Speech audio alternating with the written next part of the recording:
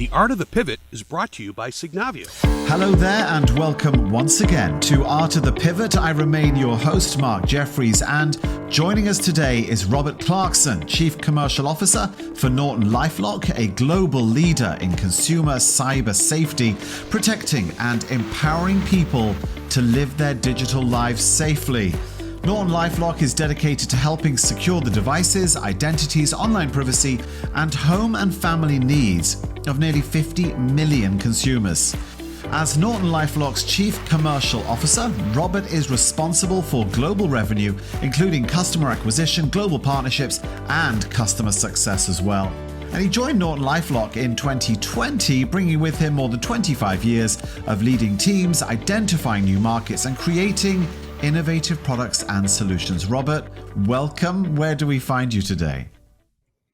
Hi, I'm in Scottsdale, Arizona, near our headquarters today. So we're slowly opening up our headquarters, but it's a rainy Scottsdale, which is a rare thing to say. So I was going to say, it's the middle of summer and it's raining. What is going on? I was there just before the pandemic, and it was such a nice trip. Great place to live and to work.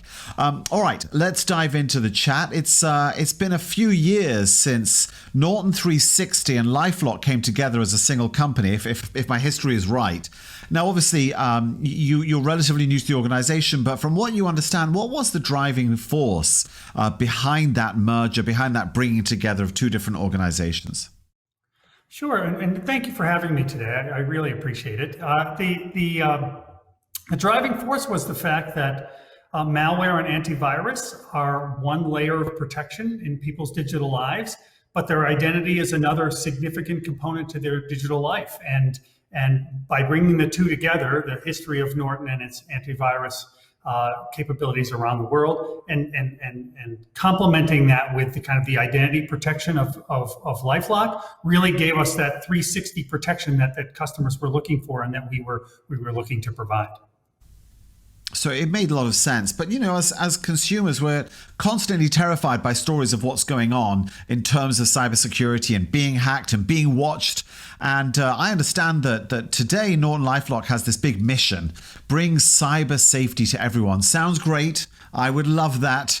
How are you pursuing this mission, and how close are we to being able to guarantee such a thing? So it's a very important mission, and I'm glad you bring it up, because at the end of the day, our digital lives and our physical lives are very interconnected. And in fact, if you look around wherever you are in your house or your office and you see Nest cameras, you see the camera that we're on today, you see your garage door openers, you see your thermostats, those are areas where your digital life and your physical life quickly come to a harmony. So just think, for example, if you have sophisticated thermostats in your house, they know when you're home or not. And if your thermostats know when you're home or not, other people can know when you're home or not. And so those are the kind of things that we saw on the horizon, and certainly becoming even more prevalent with connected cars and some of the other, people have connected toasters and connected refrigerators, right? So there's no lack of information around about who you are, what you're doing, where you are, when you're doing it. And so we wanted to make sure that not only are we advocates for people's personal protection and security, but we're at the forefront of those things. So as new technologies come on board, we're developing kind of the privacy and security around those. And that does make a lot of sense. And you mentioned some of the Internet of Things that are around us. Everything is connected. Even the TVs. I'm glancing over at my TV over there. I know it has a camera and a microphone. But I kind of make this assumption as a consumer, even though I'm protected. And by the way, I'm a customer. We can talk about that later. I just make the assumption that I'm being heard. I'm being seen. I mean, how can it be stopped every which way? You're working to protect consumers, but you're working with so many different organizations with so many different protocols. It's impossible. Well, it is not impossible, but it certainly is an active pursuit. The technologies, as you say, change all the time. Even today, prior to our connection, we were moving from Safari to Chrome to Bing to others. So there's platforms that are out there as well, not just the devices themselves. So what we look for is the commonality between those things. Is it your router? Is it your Wi-Fi access points? Are there places where we can synchronize with where that data is at least converging, and then can we put protections in that? In addition to that, there's the mobile component to it, which may run on an entirely different network, which might be 5G, or it might go through your Wi-Fi, or it might go through a hotspot or something like that. So we focus on both device level protection and network level protection for individuals. And as I said many times, each of us is our own digital ecosystem. So while you think of yourself as an individual who has various products and services, you're actually creating a digital ecosystem all the time in your home, in your office, and in your car. And we have to make sure that we understand those perfectly. Perfect. Yeah. The digital ecosystem, digital footprint, it never ends. And what's interesting about your particular mission at the company is you're focusing on consumers rather than the enterprise. I'm not actually sure, I'm outside the industry, so how would I know? What would be an easier challenge? I would imagine consumers are tougher because we often, set passwords up with the word password. And when we're forced to change it, we make it password 1. So consumers are not the best behaved. So the question really is, why consumers? Why did you go for that? Well, first of all, you're frighteningly correct about the passwords. Being in the password business, we strongly advise people that the word password should not be in your password. But you're also correct in the fact that it's a very different game when you're talking about enterprise level security and consumer level security. What's nice about enterprises, the companies that we work for, and the companies that we do business with, they have uniform protocols. So they're using all the same browser, they're using all the same updates to those browsers. They can constantly kind of update the network, and therefore all laptops connected. And they typically are deeply embedded into their VPN connections, right? So everything goes through encrypted on the front end and the back end. Consumers, on the other hand, is a mixed bag. Like, you can have the most sophisticated consumers, or you can have the least sophisticated consumers, and our products have to work for both. And so they have to bring two things. One, they have to bring kind of that 360 protection across a myriad of devices and platforms. And two, it has to be very intuitive, because when my mom logs into her Norton account to make sure that she's safe, it has to be self-explanatory. We're not going to go through a help desk scenario to make sure that it's running up and well for her. Now, our son, on the other hand, he's into the third wave of the settings to make sure that it does exactly what he wants. And I have to have a product that meets both of those needs. You're right, very smart.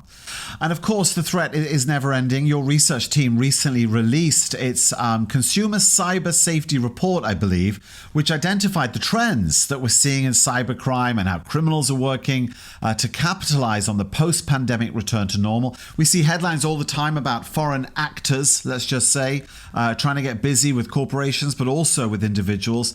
What have you found? Tell us about the emerging trends. What should we be concerned about right now? Well, I'll give you a few examples, but one maybe more recent is tax ID fraud. So people literally taking over your identity and applying for a tax refund on your behalf. And we saw an 18,000% increase year over year in that type of fraud. I mean, it's incredible. And the only time you actually know about it is when you go to file your taxes and they send you a letter back that says, "Oh, we already got your return, don't worry." And you think, well, you didn't get it from me. Right. And so they will falsify the documents and then apply for a refund on your behalf, whether you're eligible for a refund or not. So that's one. Two, over 2020 was an interesting year because everybody was kind of homebound. So the usage of all the Internet of Things went up tremendously over the course of the year.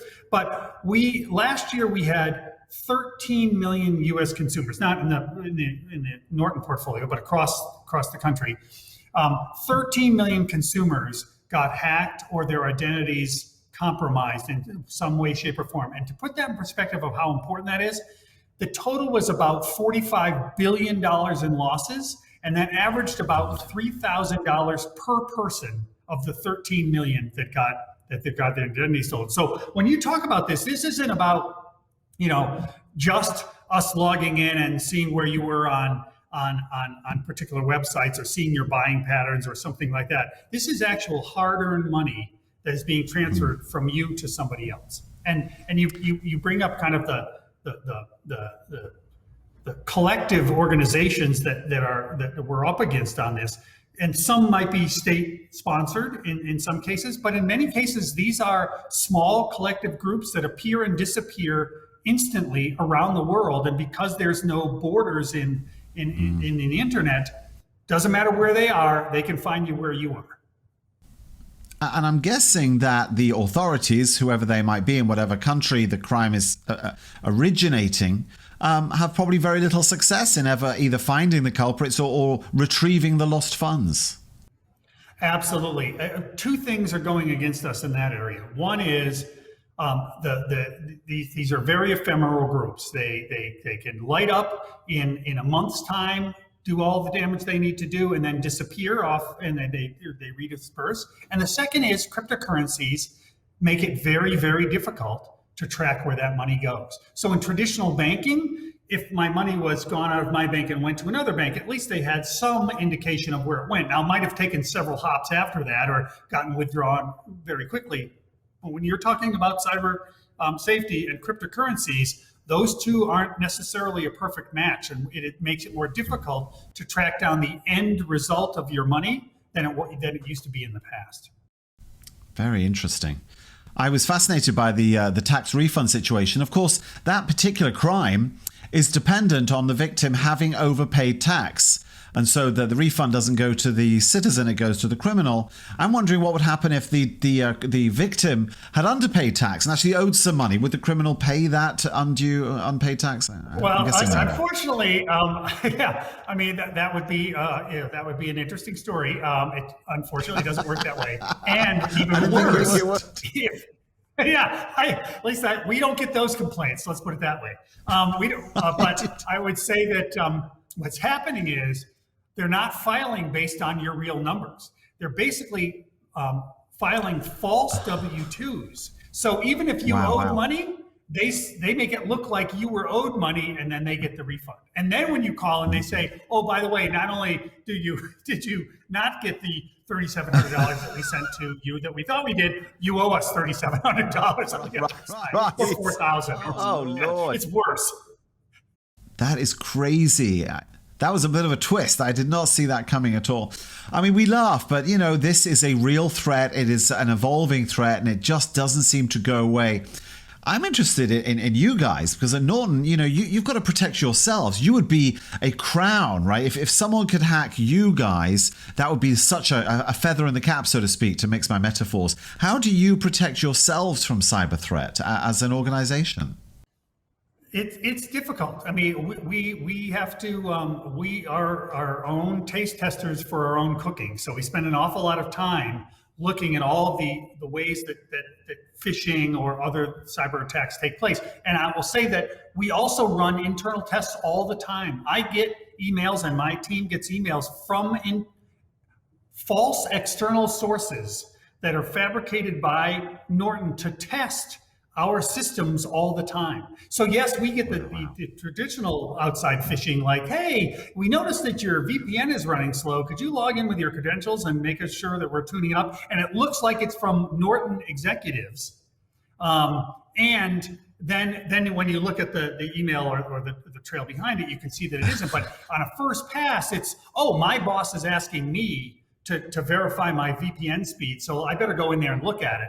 And then I put in my credentials, and that's it. Cat's out of the bag at that point. Everybody's off to the races. So we actually run our own internal tests. Now we have other tools as well, two-factor authentication. We also do mandatory password changes all the time, so that, and probably more frequently, I've worked with other companies in the past as an employee, and we may do it once a month or once a quarter. Norton is much more vigilant in that password protection, but it's some of it's more sophisticated, and some of it's just good housekeeping and hygiene relative to passwords and other tools that we have.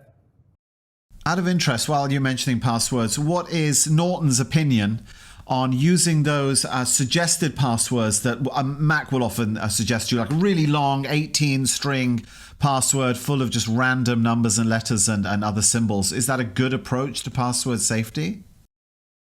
It is. We have tools, and there are other tools out there called password managers. The problem is they are fiercely difficult to remember. What people end up doing is writing them down, which is pretty purpose defeating. Or they store them in their phone as, oh, my password to Amazon is, and then here's this awkward string. Well, the problem is everything I own is in my phone. So we recommend a password manager or something along those lines that can follow you from site to site. Then you have one password that you can use, and then it memorizes for you and pre-fills those. And by the way, it also encourages the constant updating of those passwords. Right. It drives me insane when you get the password reminders, which are questions, the answer to which you've completely forgotten. Like, who was your first grade teacher? I used to know that, but not anymore. And now I feel like a criminal because I can't get into my own. Exactly. My answer to the, who is the world's greatest guitarist may have changed over time, and I'm not sure I still know the original answer. That's tough. I often see a list of potential questions. I'm like, no, I'll never remember that. I will definitely not remember that one. Anyway, you're not alone in this space. There are other organizations offering solutions to consumers. It does look a bit crowded. If you meet someone and they go, well, hold on, what is your unique value? What would your answer be? So at the end of the day, we are a consumer-only business. So many others have kind of that balance between enterprise and consumer. That's one. And I think that, like we said earlier, the consumer instance is very different than an enterprise instance. It has to be much more intuitive. It has to be much more fluid based on individual consumer ecosystems. That's one. Two, we are very much a buy, build, or partner organization. So we make acquisitions like we did with Avira recently over in the last year, which was instrumental for us, brings us into new markets, brings us new technologies, brings us a new approach with freemium and some other models that maybe weren't traditional to Norton. And then third, I would say that we're constantly innovating. So it's not just about the antivirus, it's about identity. So we put the same emphasis that we do in protecting your devices as we do into protecting your digital identity in the dark web and restoration. So one of the things that we've always kind of concentrated on is, yes, the alert that your information is available on the dark web, and we've seen your name before, and we've seen some passwords associated with you on the dark web, but how valuable is that to you unless we can actually go in and remove those from those instances, and we actually have a service that does that as well. So again, the difference between my son and my mom are, my son knows how to remove his names from lists he doesn't want to be on. My mom, if I send her a notification that says, by the way, your information is available on the dark web, that's as far as she goes with that information. Like there's no resolution unless Norton steps in and does it. Right. She'll go and make a cup of tea and think about it for a few minutes. Yeah, exactly. Right. So our time is almost up, and this is fascinating. We could talk forever on this, but I'd love to know then what the plan is, because you obviously are in a competitive marketplace. You are fighting a relentless threat. What's the next level of success? How do you take yourself and your team, your offerings to the next level? What's the plan?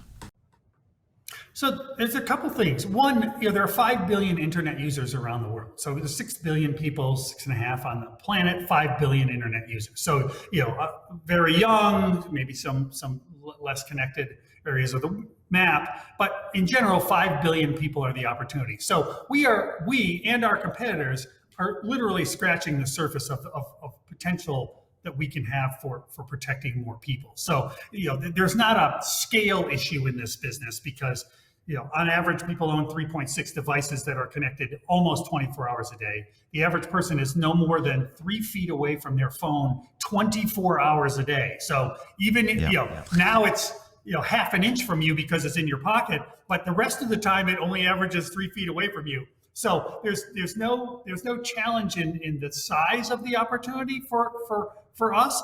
The issue is awareness. How do we make sure people are aware of these tools, both on a device level and on the identity level? And I think going forward, and in fact, probably you've seen it in your personal life even more recently.